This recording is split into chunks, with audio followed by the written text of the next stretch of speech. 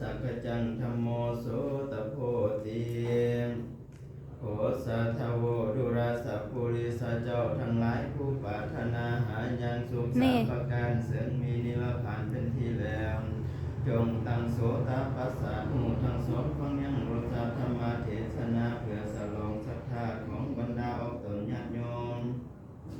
สาวพุทธบริษัททั้งหลายสึงจะได้พันลานาถึงการเทศบุญเขาประดับดิ้นถีบรรดาอุปสมอุปสิกาได้นมนำมา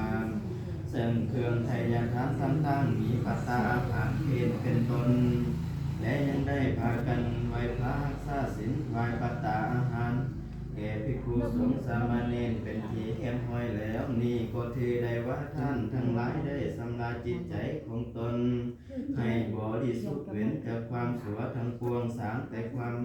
และได้พากันนำบุญและได้พากันทำบุญกุศลกล่าวคือคุณงามความดีนั่นแลสมดังพุทธาภาษิตที่ยกไว้ในเบื้องต้นนั้นว่าสัพพะปาปัสสะอาการนังกุศลสุปสัมปทานสัจจิตปริโยธาภานังคือการบ่ทำบาปทั้งปวงหนึ่งการทำกุศลให้ถึงของหนึ่งการชำระจิตของตนให้ขาวสะอาดหนึ่งเว้าดมแล้วก็คืองดเว้นจากความชั่วทั้งปวงสามแต่ความดีไว้และชำระจิตใจของตนให้ขาวสะอาดผ่องแผ้วและอุทิศ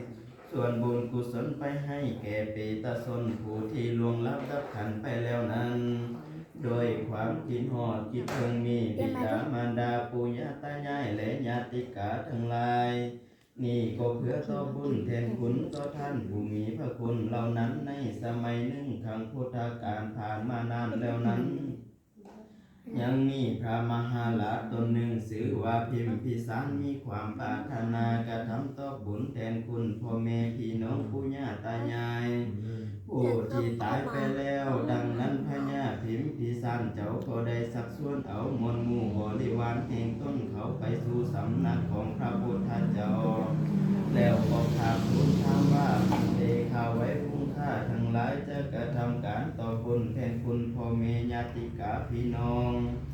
ผู้ที่ตายไปแล้วนั้นจะให้พุ่งข้ากระทำสันใดหรือขอพระสัมภยุเจ้าเทศนาแก่พุ่งข้า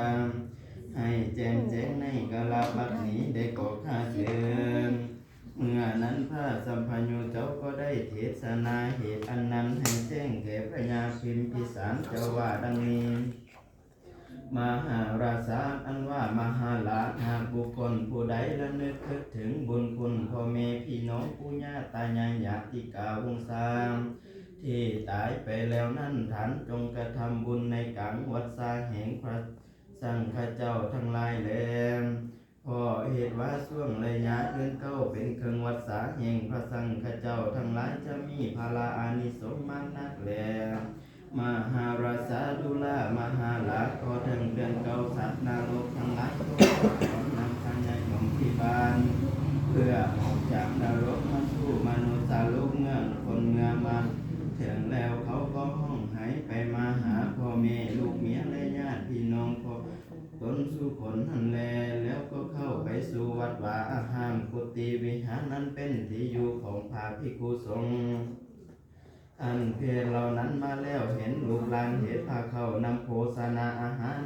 ให้แล้วและเห็นหอเขาอันลูกหลานเอาไปวางไว้เข้มตายวัดวาอาหารและปกไม่อยู่ในวัน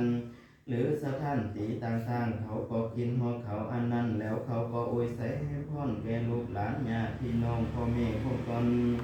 ให้เขาอยู่ดีมีสุขมีความเจริญ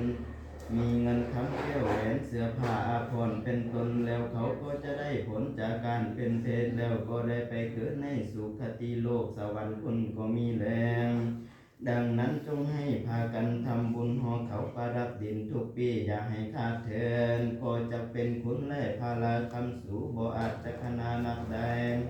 บ่แม่นแต่พ่อแม่ปู่ย่าตายายของตนเท่านั้นที่จะได้ทำบุญกุศลนี้แม่นยังไปหอดไปถึงเป็นและสัตตาวโลกเทวโลกมนุษย์โลกอันแม่นญาเฮาก็ดีบ่แม่นญาเฮาก็ดีก็จะได้ทำบุญกุศลนี้อันนี้แหละ